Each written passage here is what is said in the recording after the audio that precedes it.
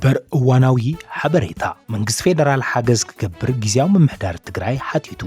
እዋናዊ መግለጺ ጊዜያዊ ምምሕዳር ክልል ትግራይ ካብ ኮርነ ላዕሊ ብዝብል ጉልባብ ካብ 15 ጥሪ 2017 ዓመተ ምህረት ጀሚሩ ዝተወሰኑ ላዕለዎት ኣዘዝቲ ሰራዊት ትግራይ ካብ ተልእኾኦም ወጻኢ ናይ ሓደ ጸቢብ ጉጅለ ናይ ስልጣን ጻምእ ንምርዋይ ክብሉ ቁሉዕ ዕልዋ መንግስቲ ንምፍጻም እናተንቀሳቐሱ ምጽንሖም ዝፍለጥ እዩ ኣብዚ ሰሙን እውን ብተመሳሳሊ በኣዘዝቲ ግንባራት ሰሜን ምብራቕን ደቡብን ዝምራሕ ዘይሕጋዊ ምንቅስቓስ ብዝኸፍአ መንገዲ ተጋዲዱ ይቕጽል ኣሎ ነዚ ሓደገኛ መንገዲ ኣደብ ንምትሓዝን ኩሉ ዓይነት ዘይሕጋዊ ምንቅስቓሳት ጠጠው ንምባልን 26 ለካቲት 2017 ዓመተ ምህረት ንዋና ኣዛዝ ሰራዊት ትግራይ ዝተጻሕፈ ትእዛዝ እንተሃለወ እውን እቲ ናይ ጥፍኣት ተግባር ግን ብዝኸፍአ ብርኪ ቀጺሉ ሰዓታት ናብ ምቁጻር ተሰጋጊሮም ኣለዉ እቲ ኩነታት ስለ ዘይተዓረየ ኣዘዝቲ ግንባራት ብመንግስቲ እንትእገዱ ድማ ቢሮ ጸጥታ ክመርሕ ዝተቐመጠ ኣካል ኣብ ክንዲ ንስርዓትን ሕግን ዝጣበቕ ንገበነኛታት ወጊኑ መግለጺ ክሳብ ምውጻእ ኸይደሎ ነዚ ስዒቡ ሓላፊ ቢሮ ጸጥታ እውን ካብ ሓላፍነቱ ክለዓል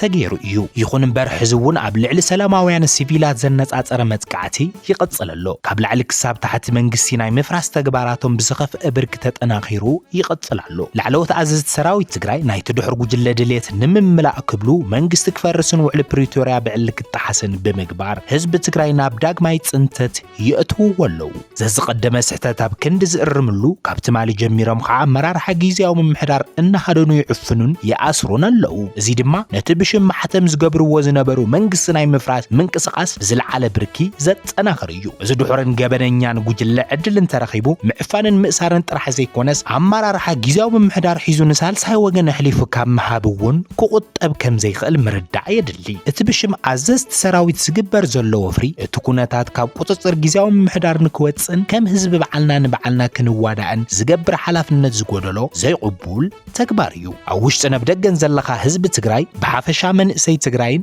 ሰራዊት ትግራይን ድማ ብፍላይ ነዚ ኩነታት ብልቢ ተረዲእኻ ከባቢኻ በዓልካ ክትሕሉን አንጻር እዞም ብዓጋም ተሓዝ ዝኸዱ ዘለዉ ኣዘዝቲ ክልቲኡ ግንባራት ክትስለፍን ጊዜያዊ ምምሕዳር ትግራይ ይጽውዕ መንእሰይ ትግራይ ነተብ ልዕሌኻን ኣብ ልዕሊ ህዝብኻን ዘንጸላል ዘሎ ሓደጋ ንምምካት ብዝተወደበ መንገዲ ከባቢኻ ክትሕሉ ይግባእ ሰራዊት ትግራይ እውን ብተመሳሳሊ ነቲ ናይ ጥፍኣት ትእዛዝ ብጽንዓት ክትነጽጎን በዘቢልኻ ድማ ህዝብኻ ካብቲ ኣብ ቅድሜኻ ተገቲሩ ዘሎ ከቢድ ሓደጋ ክተድሕኖ ኣለካ መንግስቲ ፌደራል እውን እቶም ብሽም ሓይልታት ጸጥታ ዝንቀሳቐሱ ዘለዉ ኣካላት ናይ ሓደ ድሑርን ገበነኛታትን ጉጅለ ተለኣኽቲ እምበር ንህዝብን ጊዜያዊ ምምሕዳርን ትግራይ ከም ዘይውክሉ ተረዲኡ ኣድላይ ሓገዝ ክገብር ኣለዎ ውዕሊ ፕሪቶርያ ብኸምዚ መንገዲ እንትፈርስን ህዝቢ ትግራይ ናብ ዳግማይ ጥፍኣት እንትኣቱን ስቑኢሉ ክርኢ ኣይግባእን ማሕበረሰብ ዓለም እውን ብተመሳሳሊ ዝጉጅለን ሓሻኽሩን ገበናቶም ንምክልኻል ክብሉ ውዕል ፕሪቶርያ የፍርሱ ስለ ዘለዉ ኣብ ልዕሊኦም ኣድላይ ዘበለ ጽዕንቶ ክዕርፍ